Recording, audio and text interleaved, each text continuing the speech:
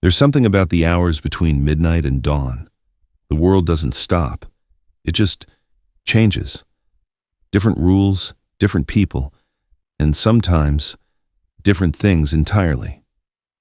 Tonight, I'm sharing 5 accounts from people who work when the rest of us sleep. People who've seen what happens when the night shift gets a little too quiet. If you've ever worked overnight, you know the feeling. That specific type of exhaustion that sets in around 3 a.m. When your body knows you should be asleep, but you're standing under fluorescent lights that buzz just a little too loud, you start noticing things you wouldn't during the day. The way shadows fall differently, how sound carries in empty spaces, the customers who only seem to exist after dark. Most night shift workers will tell you the same thing. 99% of the time, it's boring, mundane. You're restocking shelves, watching monitors, waiting for dawn. But it's that 1% that keeps them looking over their shoulders. These 5 stories come from different people, different cities, different years. But they all have one thing in common. They happened when everyone else was asleep. Story 1. The Regular. Gas station attendant. This first account comes from Marcus, who worked the graveyard shift at a gas station just outside Bakersfield, California, from 2018 to 2020. The station sat on a long stretch of Highway 58. During the day, it serviced truckers and travelers. But after 11 p.m., Marcus said you could go hours without seeing another soul. He didn't mind the isolation. He'd bring books, listen to podcasts, clean the same surfaces over and over. The routine was comforting, until he met David. Marcus first noticed him on a Tuesday in September, 2:47 a.m. He remembers because he'd been watching the clock, willing his shift to end. The motion sensor chimed. A man walked in, 50s, maybe early 60s, worn leather jacket, jeans, work boots caked in something dark. Mud, Marcus assumed. The man didn't make eye contact. Just walked straight to the back cooler, grabbed a Coke, paid an exact change, and left. Nothing unusual. Just another insomniac or late shift worker grabbing caffeine. But here's the thing. He came back the next night, same time, 2:47 a.m., same jacket, same boots, same Coke, exact change, and the night after that. By the end of the week, Marcus started anticipating him. He'd glance at the clock around 2:45, and sure enough, 2 minutes later, chime. Boots on linoleum, cooler door. Did exact change. Gone. The man never spoke, never varied his routine. Marcus tried making conversation once. Late night, huh? But the man just stared at him, not hostile, just blank, like he was looking through Marcus instead of at him. After 2 weeks, Marcus mentioned it to his manager during shift change. "Oh, you mean David?" his manager said. "Yeah, he's been coming in for years. Night owl, harmless." That should have been reassuring, but something about the way his manager said it, casual, dismissive, made Marcus feel worse. 3 weeks in, Marcus decided to check the security footage. He scrolled back through the previous nights, and there he was, David, every single night at 2:47. Same routine. But Marcus noticed something else. David never arrived in a car. The exterior camera showed the parking lot clearly, empty before 2:47, empty after David left. No headlights, no engine sounds. The man just appeared at the edge of the frame and walked toward the door. Marcus rewound it, watched it again. The timestamp jumped from 2:46:58 to 2:47:03. 5 seconds missing, and in that gap, David materialized. Marcus told himself it was a glitch. Cameras malfunction, footage skips, happens all the time. But that night, he paid closer attention, 2:45 a.m. He positioned himself where he could see both the front door and the parking lot through the window. 2:46, empty lot, no movement, 2:47, the chime. Marcus's head snapped toward the door. David was already inside, walking toward the cooler. But Marcus had been watching the parking lot. There'd been no car, no headlights, no figure approaching. David hadn't walked through the door. He was just there. Marcus felt his skin go cold. He watched David complete his routine. Coke, counter, exact change. This time, Marcus didn't take the money right away. He looked at David's face. The man's expression hadn't changed in 3 weeks, same blank stare. But now, this close, Marcus could see his eyes. They didn't blink, not once during the entire transaction. Marcus took the change and David turned to leave. But as he reached the door, he stopped, didn't turn around, just stood there, one hand on the door handle. And then he spoke. First time in 3 weeks. "You should stop looking." David walked out. The chime rang. And when Marcus looked at the parking lot, still empty. Marcus quit 2 days later, told his manager it was for personal reasons. Before he left, he checked the security footage one more time, scrolled back months. David had been coming in every single night at 2:47 a.m. for over 3 years. Always exact change, always the same boots, and in every single clip, no car, no arrival. He just appeared. Marcus never found out what would have happened if he'd kept looking. And he's fine with that. Patterns can be comforting, or they can be traps. Our next story comes from someone who learned that the hard way. Story 2. Sarah worked the night audit shift at a hotel in Portland, Oregon. It's a position most people don't even know exists. Between 11 p.m. and 7 a.m., you're alone at the front desk. You handle late check-ins, process the day's transactions, print reports for morning management. Quiet work, solitary.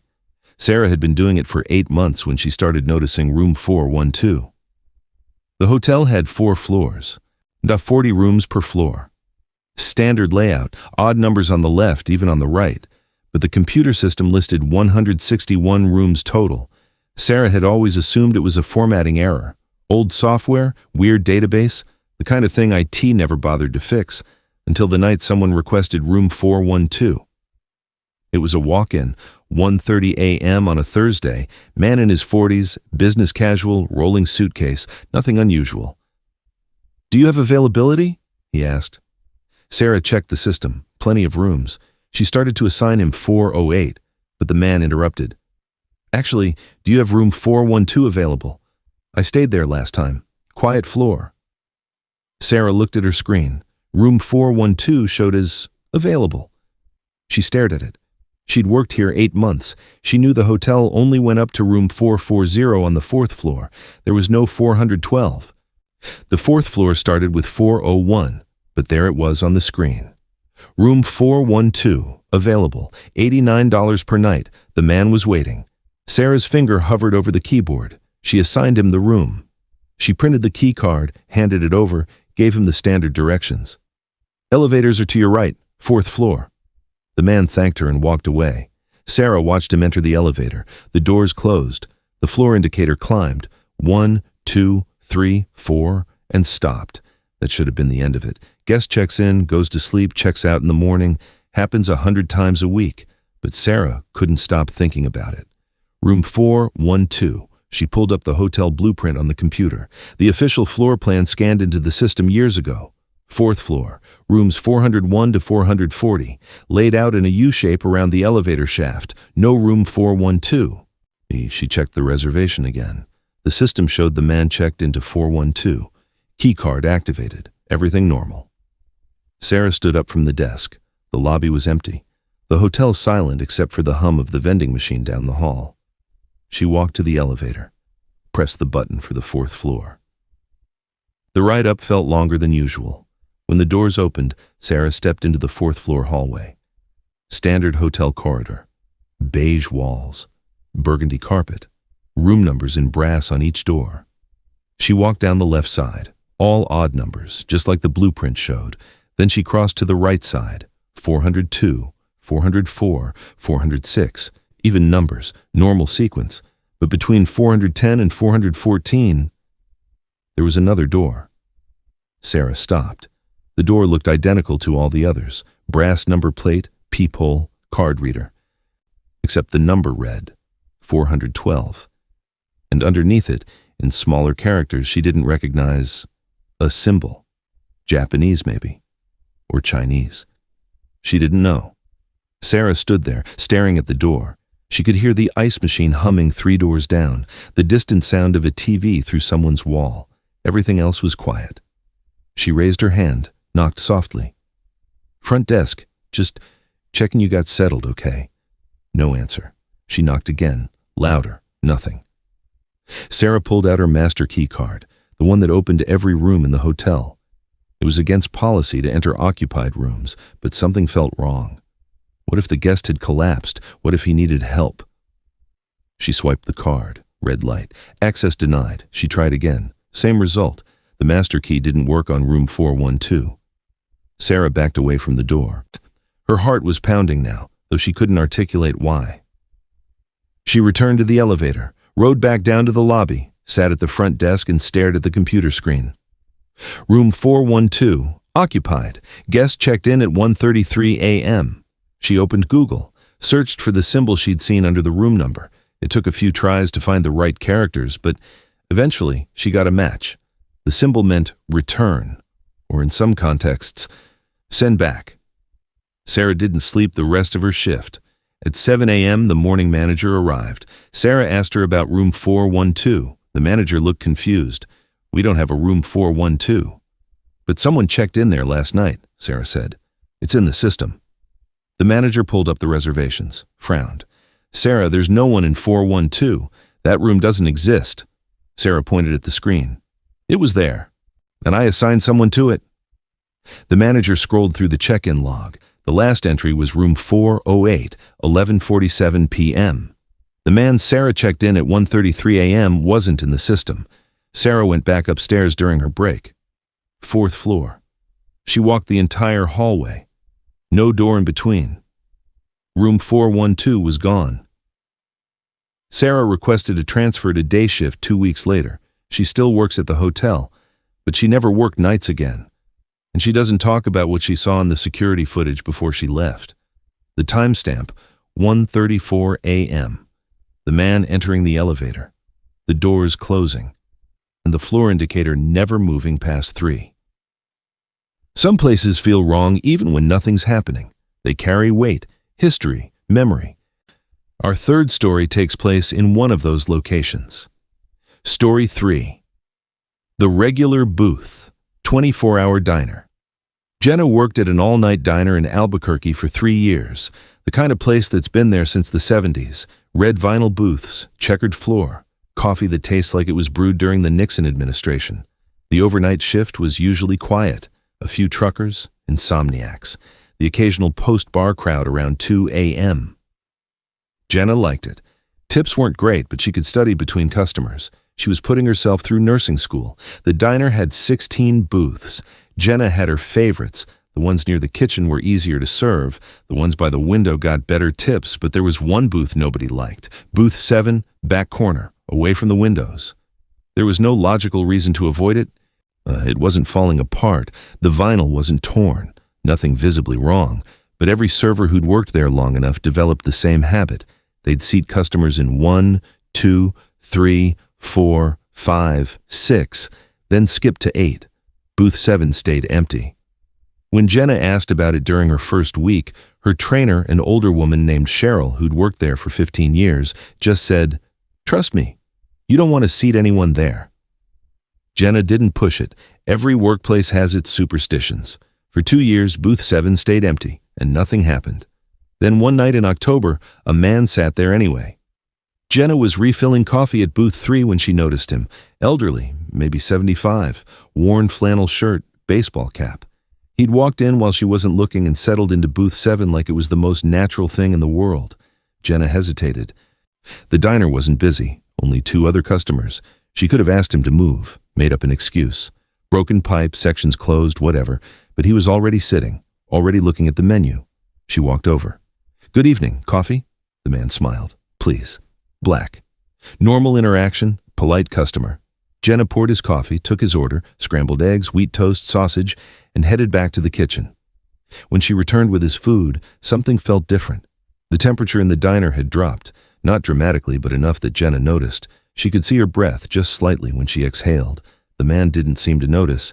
He was eating slowly, methodically. Fork to plate, plate to mouth, chewing, swallowing. Jenna watched him for a moment, then shook it off. Faulty heater, old building, happens all the time. She went back to the counter and started wiping down the coffee station. That's when she heard it. Humming, soft, tuneless, coming from Booth 7. The old man was humming while he ate. Jenna glanced over. He was still eating, still methodical. But now he was humming. The same 3 notes over and over, not a song, just a loop. She looked at the other customers, a trucker at the counter, a couple in booth 12. Neither of them seemed to notice. Jenna approached booth 7 again. "Everything okay?" The man looked up, smiled. "Perfect. Thank you." His voice sounded normal. But his eyes... Jenna couldn't describe it later when she tried. There was nothing overtly wrong with them. They weren't bloodshot, weren't dilated, but they were absent, like looking into a room with the lights off. "Let me know if you need anything," Jenna said. "I'm backing away." She returned to the counter, checked her phone. 3:17 a.m. 2 more hours until end of shift. The man kept humming. By 3:30, Jenna realized something else. He hadn't stopped eating. She'd brought him 1 plate, eggs, toast, sausage, standard portion. But every time she glanced over, his plate was still full. Fork to plate, plate to mouth, chewing, swallowing, and the food never diminished. Jenna walked closer, watched from behind the counter. The man took a bite of scrambled eggs. She saw him chew, saw him swallow. Then he scooped another forkful. The eggs on his plate hadn't changed. Same amount, same position. He was eating the same meal, over and over. Jenna felt her stomach drop. She turned toward the kitchen. Cheryl was back there, prepping for the breakfast rush. Jenna pushed through the swinging door. "Cheryl, there's someone in booth 7. Cheryl froze. "What?" "An old man. He sat there on his own. I didn't... Get him out." "What?" "Get him out now." The urgency in Cheryl's voice made Jenna's hands shake. She walked back into the dining room. Booth 7 was empty, plate still there, coffee cup still there, half full, steam rising, but no man, no flannel shirt, no baseball cap. Jenna looked toward the door. The bell above it hadn't rung. No one had left. The trucker at the counter looked over. "You good?" "Did you see the man in booth 7 leave?" The trucker glanced at the booth. "Booth's been empty all night." Jenna walked over, touched the coffee cup, still warm. She picked up the plate, looked at the food, and noticed something underneath, a note, handwritten on a napkin. It said, "Thank you for the company. I've been waiting a long time." Cheryl told Jenna the story later that week. 15 years ago there had been an accident. A man, elderly regular customer, suffered a heart attack in booth 7. By the time the ambulance arrived, he was gone. The staff stopped seating people there out of respect, then superstition, then habit. But every few years, someone would forget, or a customer would sit there on their own, and whoever served them would see the same thing, the same meal, the same loop, the man waiting.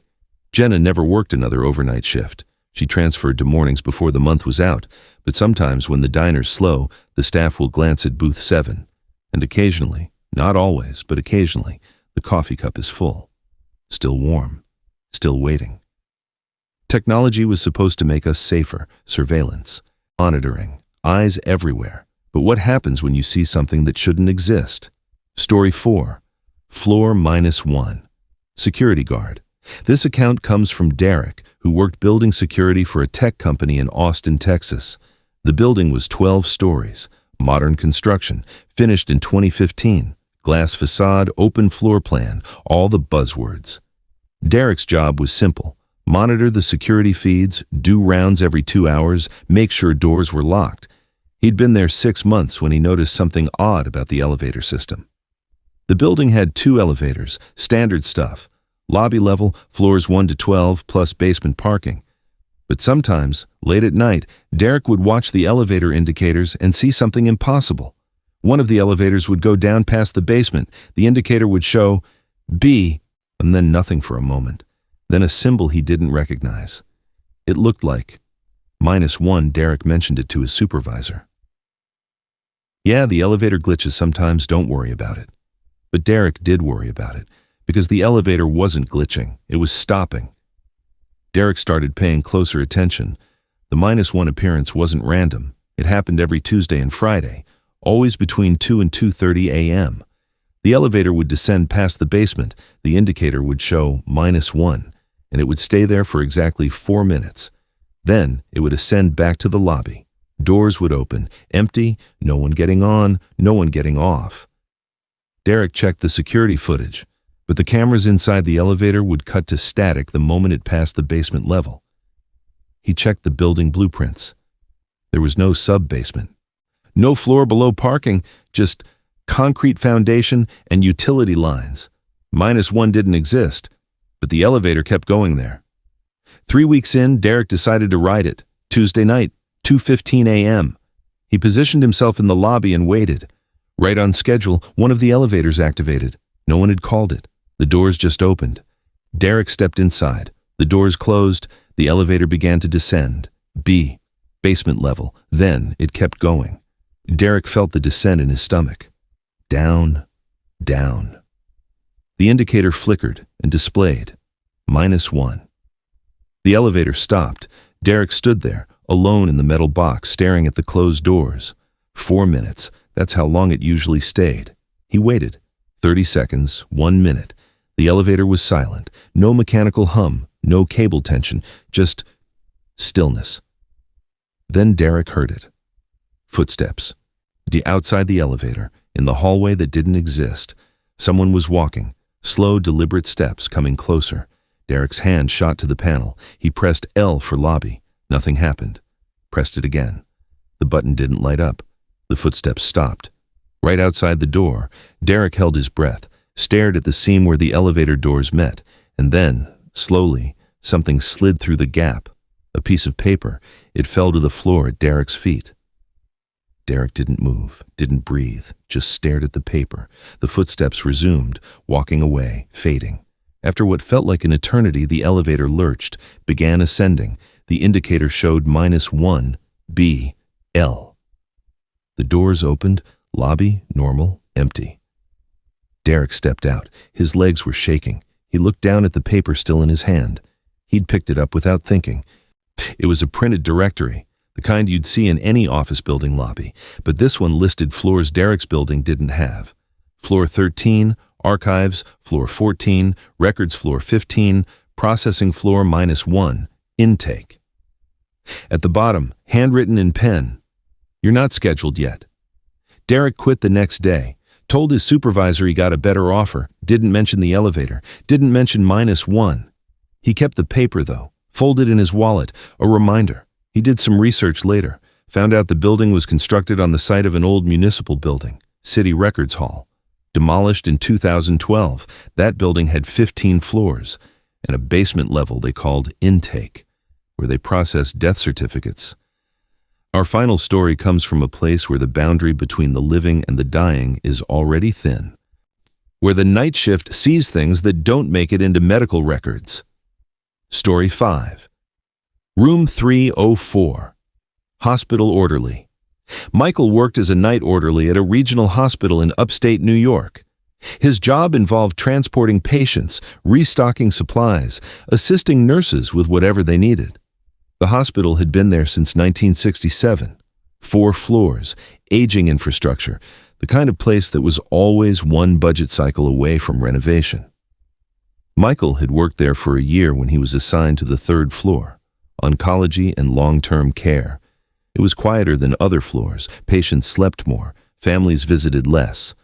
The work was somber but peaceful, except for room 304. Room 304 was at the end of the hall, single occupancy, window facing the parking lot. In the year Michael had worked there, he'd never seen it occupied. Met not once. He asked a nurse about it. "Why's 304 always empty?" She gave him a strange look. "It's not empty. We just don't assign patients there unless we have to." "Why not?" "You'll see." That wasn't reassuring, but Michael let it go. Until the hospital hit capacity in late November, flu season, every room filled, and a patient was assigned to 304, elderly woman, pneumonia, stable condition, nothing unusual. Michael helped transport her from the ER, wheeled her bed down the 3rd floor hallway. The nurses seemed tense but didn't say anything. They settled her in room 304, got her situated, IV drip, oxygen monitor, standard setup. Michael was told to check on her every hour. First check, 11 p.m. Woman was asleep, vitals normal. Second check, midnight, still asleep, no change. Third check, 1 a.m. Michael knocked softly. White pushed the door open. The woman was sitting up in bed, eyes open, staring at the corner of the room. "Ma'am, you okay?" Michael asked. She didn't respond, didn't blink, just stared. Michael followed her gaze. The corner was empty, just walls meeting, shadow from the curtain. "Ma'am?" Finally she turned to look at him. Her expression was blank, confused. "Who's that?" she asked. "Who's who?" "The man in the corner." Michael looked again. Nothing there. "There's no one there, ma'am. Maybe you were dreaming." The woman shook her head slowly. "He's been standing there since I woke up. Just watching." Michael felt the temperature in the room drop. Same sensation as Jenna in the diner. That subtle, undeniable cold. "Let me get the nurse," he said.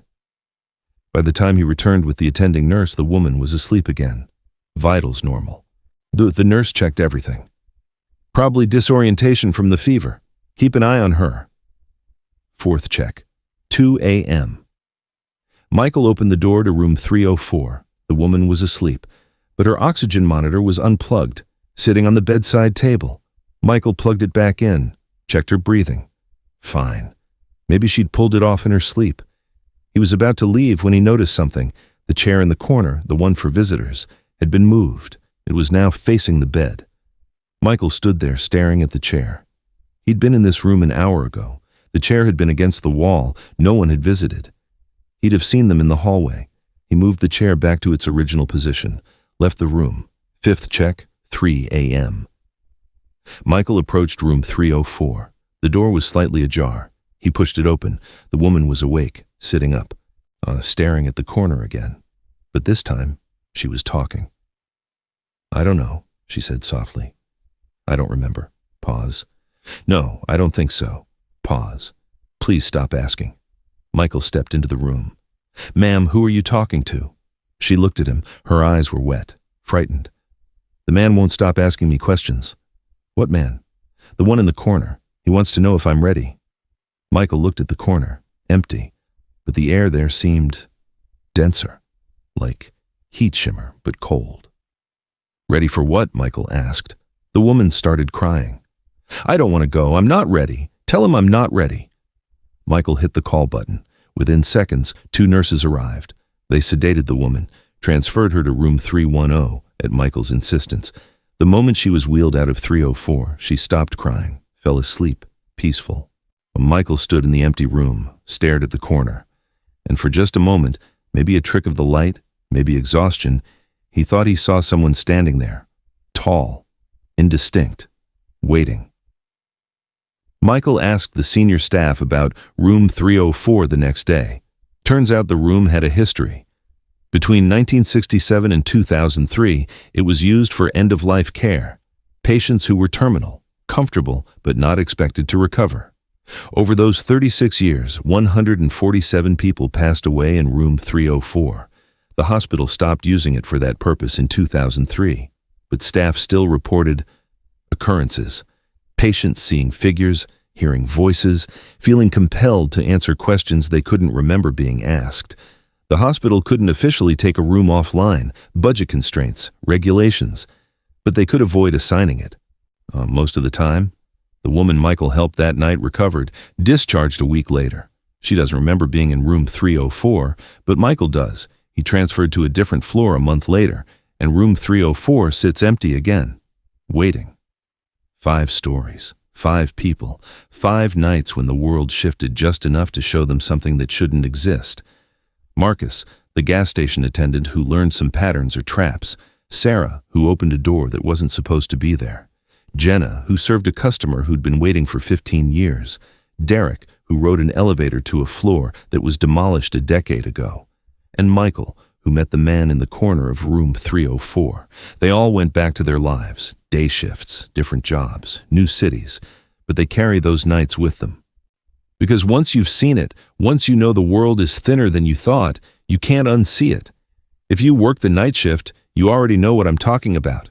And if you don't, maybe you're better off. Stay safe out there. And if you ever find yourself working between midnight and dawn, pay attention to the patterns, trust your instincts, and never, ever ignore the empty chair.